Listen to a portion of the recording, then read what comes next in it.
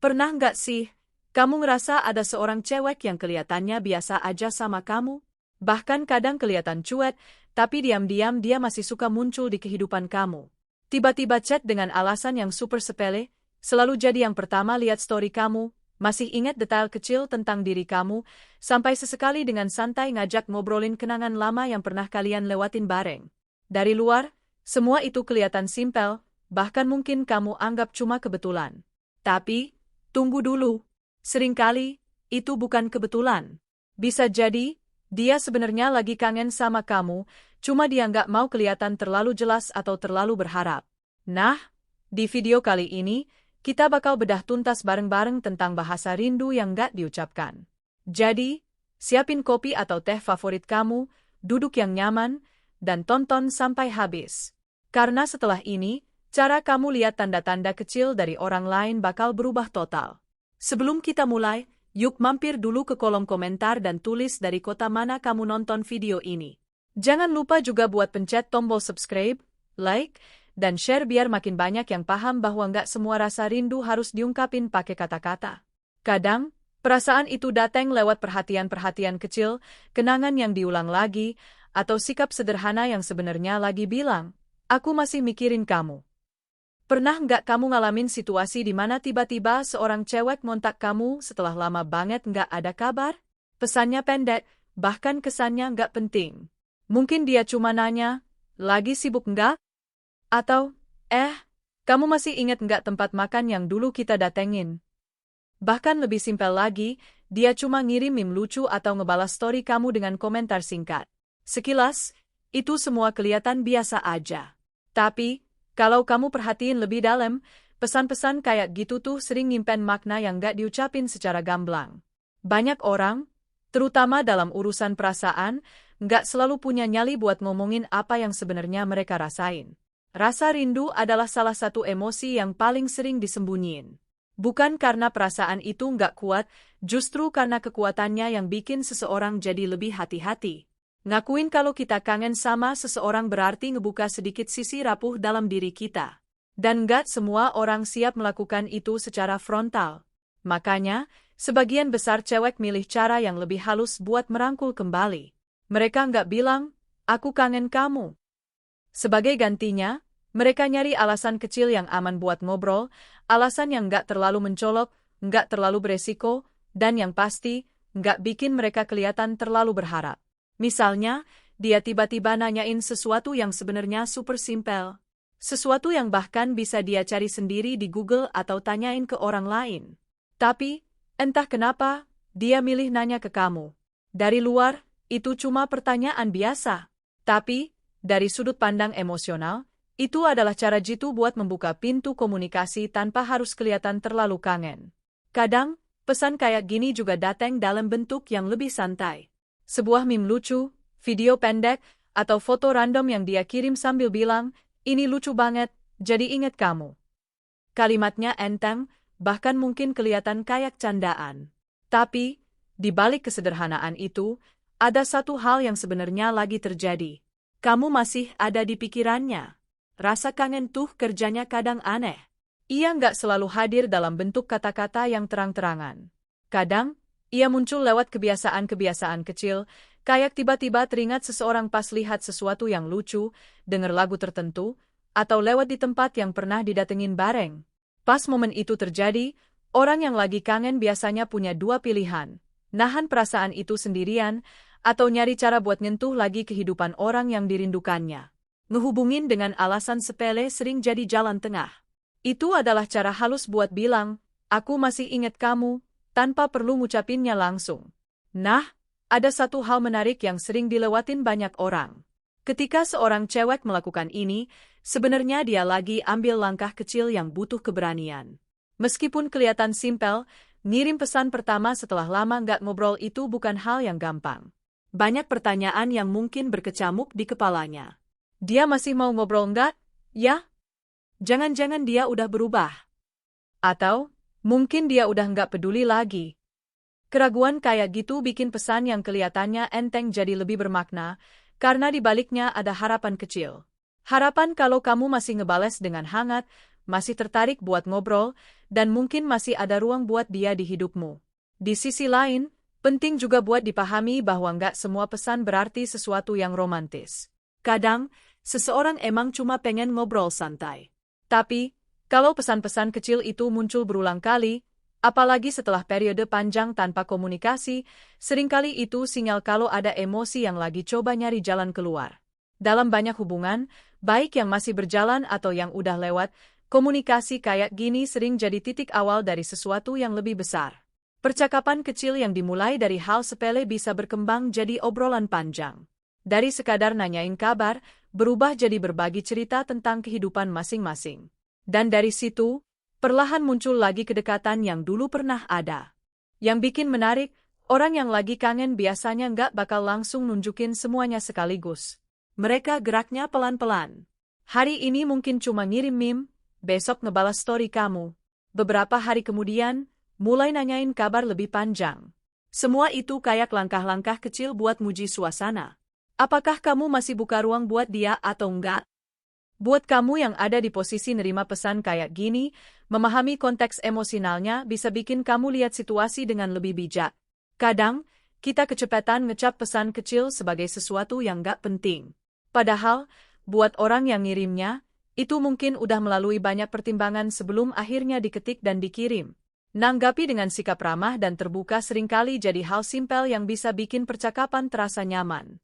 Nggak perlu langsung nafsirin terlalu jauh, tapi juga nggak perlu bersikap dingin. Karena komunikasi yang baik selalu dimulai dari respon yang tulus. Pada akhirnya, rasa rindu memang jarang datang dengan cara yang dramatis. Ia lebih sering muncul dalam bentuk yang sederhana, sebuah pesan pendek, pertanyaan kecil, atau kiriman meme di tengah malam. Hal-hal yang kelihatan sepele, tapi sebenarnya bawa pesan yang lebih dalam. Seseorang lagi coba mendekat lagi tanpa ingin kelihatan terlalu berharap. Dan mungkin di balik pesan sederhana itu, ada satu kalimat yang sebenarnya pengen dia ucapin, tapi masih dia simpen rapet-rapet dalam hati. Aku cuma pengen tahu, apa kamu masih ada di sana? Di era media sosial yang serba cepat kayak sekarang, banyak hal tentang perasaan seseorang gak lagi kelihatan dari kata-kata, melainkan dari kebiasaan kecil yang sering dianggap sepele. Salah satu contohnya adalah ketika seseorang hampir selalu lihat story atau aktivitas kamu di medsos. Mungkin kamu pernah sadar, ada satu nama yang hampir selalu muncul di daftar penonton story kamu. Setiap kali kamu unggah sesuatu, entah itu foto, video singkat, atau cuma tulisan random tentang hari kamu, dia hampir pasti ada di sana. Kadang malah jadi salah satu yang pertama lihat. Awalnya, mungkin kamu nggak terlalu mikirin. Di medsos, lihat story orang lain adalah hal yang biasa banget. Tapi, ketika hal itu terjadi secara konsisten, perlahan kamu mulai bertanya-tanya. Apa ini cuma kebetulan? Atau sebenarnya ada sesuatu yang lebih dari sekadar kebiasaan buka aplikasi? Seringkali, rasa rindu nggak selalu bikin seseorang berani buat menghubungin secara langsung. Ada banyak alasan kenapa seseorang milih nahan diri. Mungkin dia nggak mau kelihatan terlalu ngejar. Mungkin dia nggak yakin gimana respon kamu. Atau mungkin hubungan kalian lagi ada di fase yang agak rumit, di mana ngobrol langsung terasa canggung. Dalam situasi kayak gitu, media sosial jadi semacam jendela kecil buat tetap nyambung dengan kehidupan seseorang tanpa harus masuk ke dalamnya secara utuh. Cuma dengan lihat story, seseorang bisa tahu banyak hal. Dia bisa tahu gimana harimu, kemana kamu pergi, sama siapa kamu menghabiskan waktu, atau bahkan cuma lihat ekspresi wajahmu di foto yang kamu unggah. Buat seseorang yang diam-diam kangen sama kamu, hal-hal kecil kayak gitu bisa berasa sangat berharga. Lihat story kamu mungkin jadi cara sederhana buat ngerasa sedikit lebih dekat, meskipun sebenarnya kalian lagi nggak ngobrol. Ada sesuatu yang menarik tentang rasa rindu yang disembunyiin. Ia sering bikin seseorang pengen tahu lebih banyak tentang orang yang dirindukan, tapi di saat yang sama takut kelihatan terlalu jelas. Makanya, ngamatin dari kejauhan sering terasa lebih aman. Coba bayangin seseorang yang lagi kangen sama kamu. Setiap kali buka medsos, mungkin tanpa sadar dia nyari nama kamu di daftar story yang muncul. Pas lihat kamu unggah sesuatu, ada rasa penasaran kecil yang muncul. Hari ini dia lagi ngapain? Ya? Apa dia kelihatan bahagia? Apa hidupnya baik-baik aja? Dari luar, semua itu cuma kelihatan kayak satu view kecil di daftar penonton. Tapi buat orang yang ngalamin, ada emosi yang ikut terlibat di dalamnya. Kadang, selain cuma lihat, dia juga ngasih reaksi kecil. Mungkin emoji tawa pas kamu unggah sesuatu yang lucu, atau emoji api pas kamu posting foto yang kece. Bahkan kadang cuma ngebales dengan kalimat singkat kayak, "Wah seru banget," atau "Tempatnya bagus." Reaksi kayak gini sering terasa enteng dan gak terlalu serius. Tapi, sebenarnya itu adalah salah satu cara buat ngebuka jalur komunikasi tanpa kelihatan terlalu langsung. Sebuah cara halus buat bilang, "Aku masih memperhatikanmu." Yang menarik, orang yang lagi kangen sering punya kebiasaan lihat story kamu lebih cepat dibanding yang lain. Bukan karena mereka sengaja nungguin setiap detik kamu unggah sesuatu, tapi karena perhatian mereka emang secara alami tertuju ke arah kamu. Pas mereka buka aplikasi dan lihat ada story baru dari kamu, rasa penasaran itu muncul dengan sendirinya. Perhatian kecil kayak gini seringkali nggak disadari oleh orang yang melakukannya. Buat mereka, itu cuma kebiasaan spontan. Tapi, kalau dilihat dari luar, polanya bisa kelihatan cukup jelas. Tentu aja, nggak semua orang yang lihat story kamu berarti lagi kangen. Medsos emang bikin interaksi jadi gampang banget dan cepat. Namun, kalau seseorang terus-terusan hadir dalam aktivitas digital kamu, hampir selalu lihat, kadang ngasih reaksi, sesekali ngebales, itu bisa jadi tanda bahwa kamu masih punya tempat di pikirannya. Rasa kangen sering bikin seseorang pengen tetap ngerasa nyambung, bahkan kalau hubungan itu cuma sebatas layar ponsel. Lihat story mungkin nggak bisa menggantikan percakapan nyata, tapi setidaknya ngasih sedikit gambaran tentang kehidupan orang yang dirindukan. Hal lain yang menarik adalah gimana seseorang bisa ngerasain emosi cuma dari potongan kecil kehidupan orang lain di medsos. Sebuah foto senyuman bisa bikin seseorang lega karena lihat kamu kelihatan bahagia. Sebuah story tentang hari yang melelahkan bisa bikin dia bertanya-tanya, "Apa kamu baik-baik aja?" Meskipun kalian nggak ngobrol, secara nggak langsung dia tetap ngikutin perjalanan hidupmu sedikit demi sedikit. Namun, dalam banyak kasus, orang yang nyembunyiin rasa rindu nggak akan terus-terusan berada di posisi ini selamanya. Kalau interaksi kecil kayak lihat story dan ngasih reaksi dapat respon yang hangat, perlahan jarak itu bisa mulai berkurang. Percakapan kecil mulai muncul. Dari cuma lihat story, berubah jadi ngebales story. Dari ngebales story, berubah jadi obrolan yang lebih panjang. Semua itu sering dimulai dari hal yang super sederhana. Perhatian kecil yang kelihatan sepele. Karena pada akhirnya, rasa rindu memang sering nemuin jalannya sendiri. Nggak selalu lewat kata-kata besar atau pengakuan dramatis. Kadang, ia cuma muncul sebagai satu view kecil di story kamu. Sebuah emoji sederhana atau reaksi singkat yang mungkin kamu baca sambil lalu. Tapi, buat orang yang melakukannya, itu adalah cara diam-diam buat tetap berada sedikit lebih dekat dengan hidupmu. Dan mungkin, setiap kali namanya muncul di daftar orang yang lihat story kamu, itu sebenarnya adalah tanda kecil bahwa di suatu tempat, ada seseorang yang masih pengen tahu gimana kabarmu hari ini. Dalam hubungan apapun, baik itu pertemanan, kedekatan yang belum sempat jadi hubungan, ataupun kisah yang pernah terjadi di masa lalu, ada satu hal yang sering jadi tanda paling jujur dari perasaan seseorang, ingatan tentang hal-hal kecil.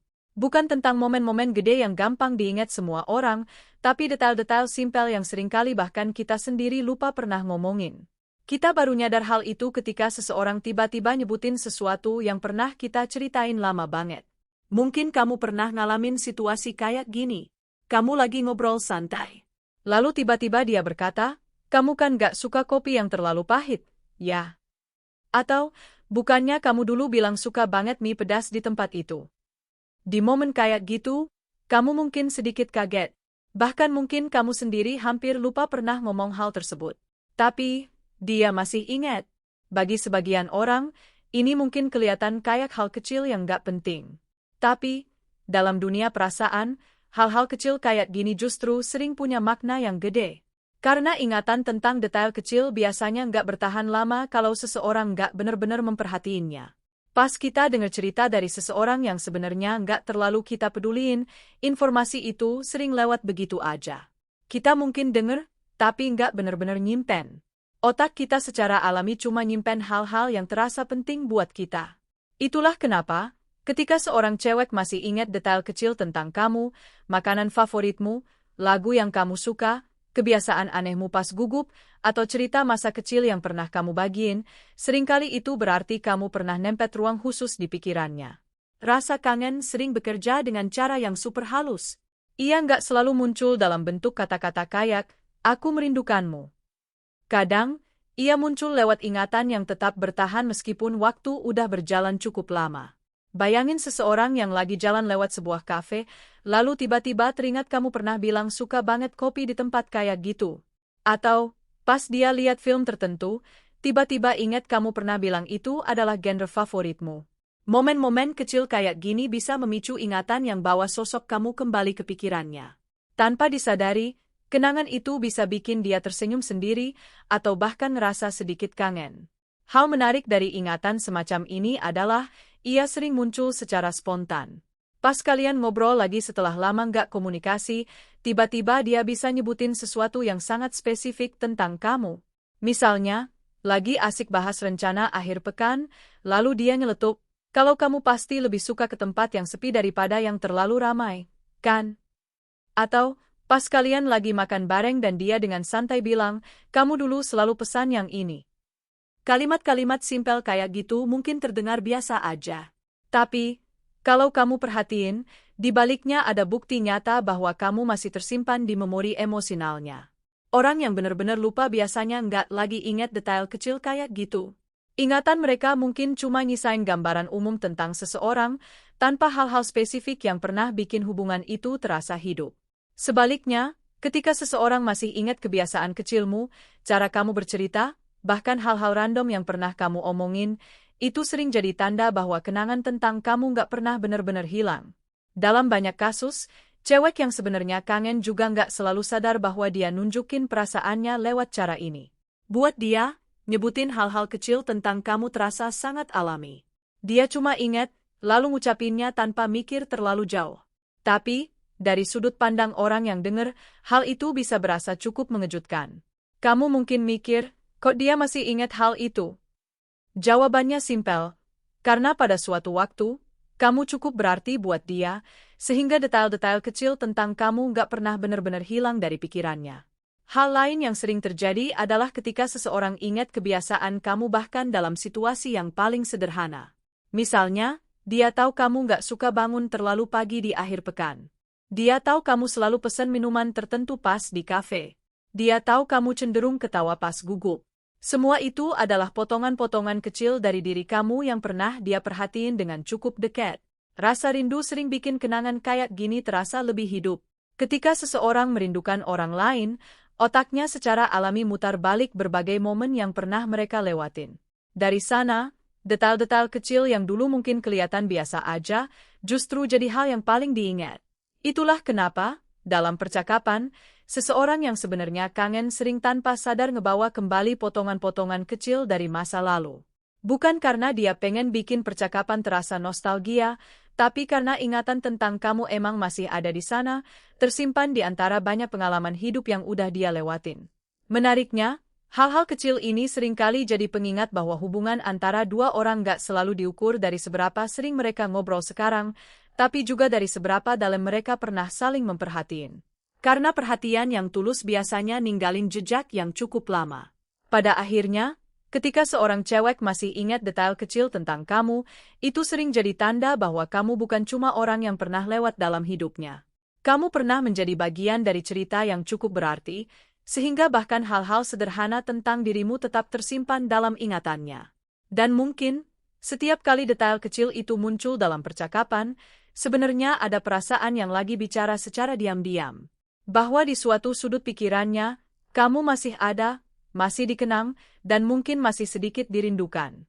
Ada satu sikap yang sering bikin banyak orang bingung dalam hubungan atau kedekatan emosional. Seseorang kelihatan dingin, bahkan kayak nggak peduli, tapi di saat yang sama masih sering nyari perhatian. Kadang dia bersikap cuek, ngebales pesan dengan singkat, atau kelihatan jaga jarak. Tapi, nggak lama kemudian, dia malah muncul lagi dengan cara yang bikin kamu memperhatiinnya. Perilaku kayak gini sering nimbulin tanda tanya. Kamu mungkin bertanya dalam hati, sebenarnya dia peduli atau enggak, sih? Soalnya dari luar, sikapnya terasa bertolak belakang. Di satu sisi, dia kelihatan menjauh. Tapi, di sisi lain, dia kayak nggak bener-bener pengen pergi. Dalam banyak kasus, sikap kayak gini muncul ketika seseorang lagi nahan perasaan yang sebenarnya masih ada. Rasa rindu yang nggak ingin diakui sering bikin seseorang berada di posisi yang serba salah. Dia pengen dekat, tapi juga takut kelihatan terlalu berharap. Dia pengen nunjukin perhatian, tapi juga pengen jaga harga diri. Akhirnya, yang muncul adalah sikap yang kelihatan campur aduk, dingin di permukaan, tapi tetap nyari cara buat hadir dalam perhatianmu. Coba bayangin situasi pas kalian lagi ngobrol. Dia mungkin gak terlalu banyak nanya tentang kehidupanmu kayak dulu. Jawabannya singkat, kadang terasa datar. Tapi tiba-tiba, dia melontarkan candaan yang bikin kamu ketawa, atau nyindir sesuatu yang bikin kamu langsung nanggapi. Seolah-olah dia lagi bilang tanpa kata-kata, "Aku masih di sini. Kamu masih memperhatikanku, kan?" Bercanda sering menjadi salah satu cara paling aman buat narik perhatian seseorang tanpa kelihatan terlalu serius. Candaan ngasih ruang buat tetap dekat tanpa harus ngebuka perasaan secara langsung. Kalau responmu positif, suasana bisa terasa hangat.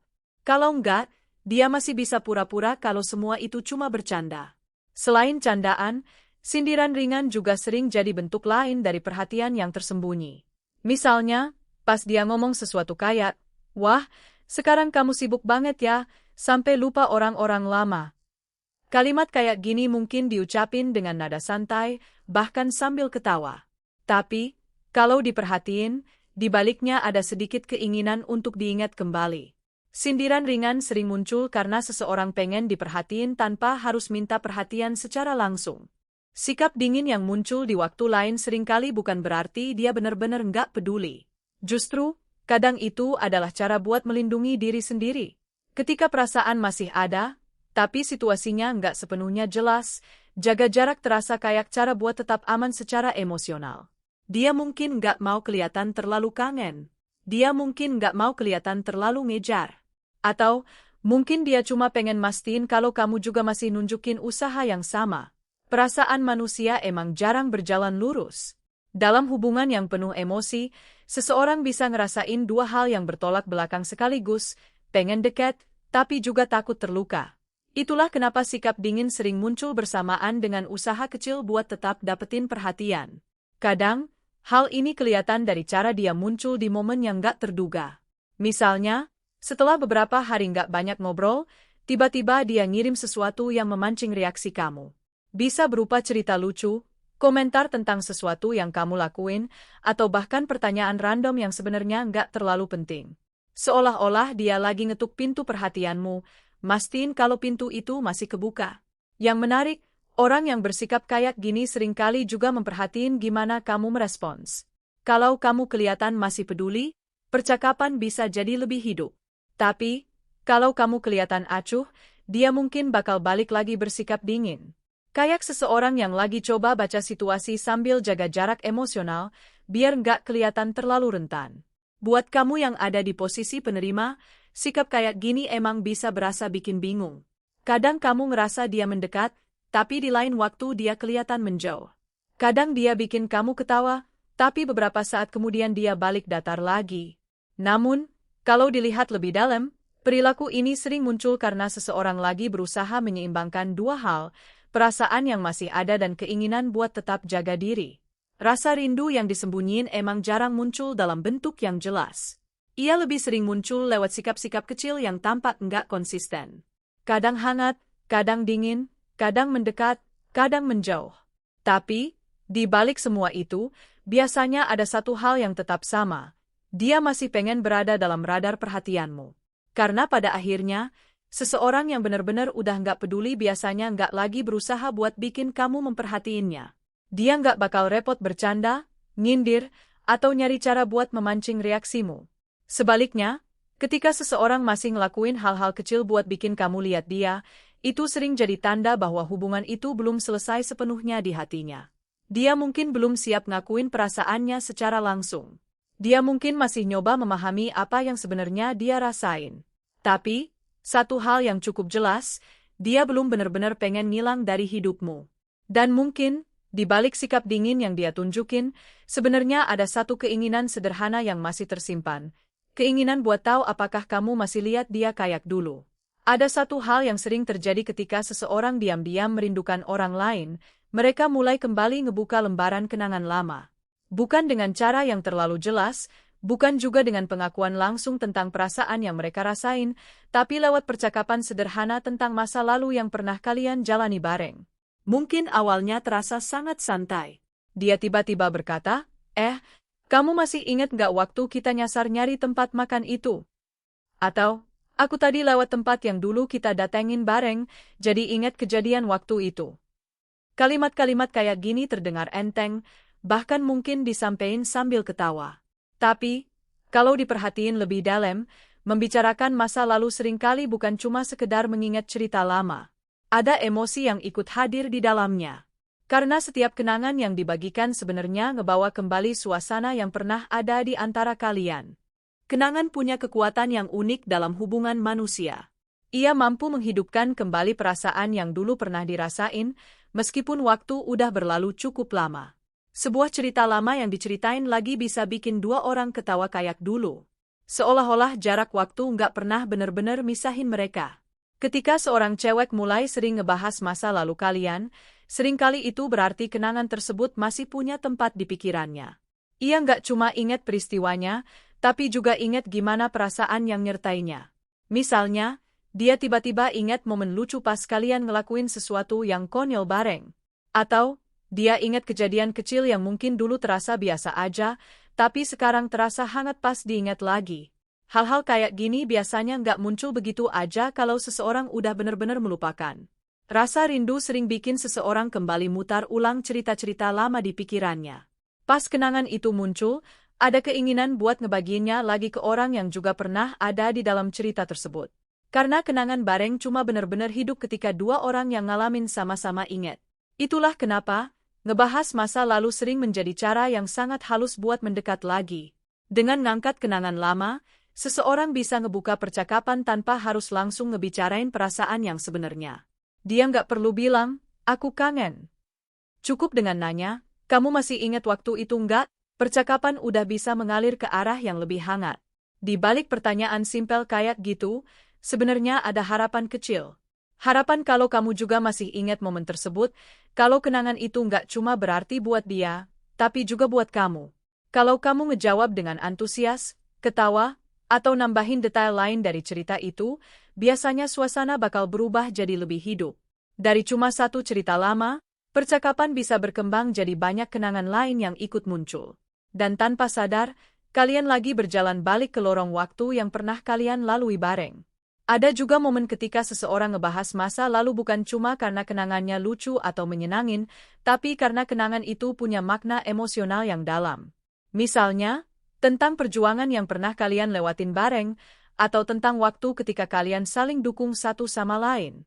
Ketika cerita kayak gini muncul lagi, seringkali ada perasaan yang ikut muncul di baliknya. Bukan cuma nostalgia, tapi juga kerinduan terhadap kedekatan yang pernah ada. Buat sebagian orang, ngebahas masa lalu terasa lebih aman daripada ngebahas perasaan yang lagi dirasain sekarang. Kenangan ngasih ruang buat tetap nyambung tanpa harus ngadepin kerentanan secara langsung. Kalau percakapan jadi terlalu emosional, selalu ada jalan keluar yang aman. Nganggap semuanya cuma nostalgia. Tapi, di balik semua itu, kenangan sering jadi jembatan yang menghubungkan dua orang yang pernah dekat. Ia ngingetin kalau ada waktu di mana kalian pernah berbagi cerita, tawa, dan pengalaman yang ngebentuk hubungan tersebut. Ketika seseorang terus ngebawa balik kenangan-kenangan itu ke dalam percakapan, biasanya ada satu hal yang sebenarnya lagi dia rasain. Dia merindukan masa ketika semua itu terjadi. Bukan cuma merindukan kejadian-kejadiannya, tapi juga merindukan perasaan yang pernah ada di antara kalian saat itu. Menariknya, orang yang lagi merindukan masa lalu seringkali juga memperhatiin gimana kamu ngerespon kenangan tersebut. Apa kamu masih ingat dengan jelas? Apa kamu masih ketawa pas cerita itu diulang? Atau, apa kamu kelihatan udah bener-bener lupain? Respon kamu sering jadi semacam jawaban buat dia, tentang apakah kenangan itu masih punya arti buat kalian berdua. Pada akhirnya, ngebahas masa lalu bukan cuma tentang cerita lama. Itu adalah cara halus buat ngebuka lagi pintu yang pernah ada di antara dua orang. Karena setiap kenangan yang diangkat lagi sebenarnya ngebawa satu pesan tersembunyi, bahwa masa-masa itu pernah begitu berarti, sehingga masih layak untuk diingat. Dan mungkin, di balik setiap cerita lama yang dia ceritain lagi, ada satu perasaan yang sebenarnya pengen dia sampaikan tanpa kata-kata. Bahwa di antara banyak hal yang udah berubah dalam hidup, ada satu hal yang masih tetap sama. Kenangan tentang kalian masih terasa hangat di dalam hatinya. Jadi, inti dari semua ini adalah, perasaan gak selalu diungkapin dengan kata-kata yang gamblang. Kadang, seseorang nunjukin kepedulian dan rasa rindu lewat hal-hal kecil yang gampang kelewat, kayak perhatian sederhana, ingat detail tentang kita, atau ngebahas kenangan lama. Karena itu, penting banget buat kita lebih peka dalam membaca sikap dan menghargai setiap bentuk perhatian yang tulus. Tapi, di sisi lain, kita juga perlu belajar buat bersikap jujur terhadap perasaan kita sendiri. Karena hubungan yang baik nggak cuma dibangun dari tanda-tanda tersembunyi, tapi juga dari keberanian buat komunikasi dengan tulus dan saling menghargai perasaan satu sama lain. Nah, itu dia pembahasan kita kali ini tentang bahasa rindu yang nggak diucapkan. Gue harap video ini ngebantu kamu buat lebih ngerti tanda-tanda kecil yang mungkin selama ini terlewat. Kalau kamu punya pengalaman atau cerita serupa, yuk tulis di kolom komentar. Siapa tahu, cerita kamu bisa jadi inspirasi buat yang lain. Jangan lupa juga buat like, share, dan subscribe ke channel ini biar kita bisa terus belajar bareng tentang hal-hal menarik seputar hubungan dan perasaan manusia. Makasih banyak udah nonton sampai akhir. Sampai jumpa di video berikutnya. Dan ingat, kadang perasaan terbaik justru tersembunyi di balik hal-hal yang paling sederhana. Dadah!